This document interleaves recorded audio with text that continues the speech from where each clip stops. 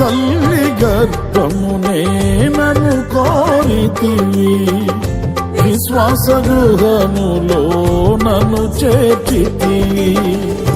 అమృత జలమైన నీ నోటి మాటలతో నిఖిల జగతికి నన్ను పంపినావు.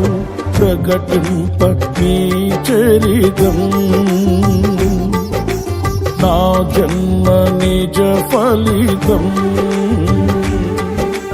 ప్రకటింప నీ చరితం,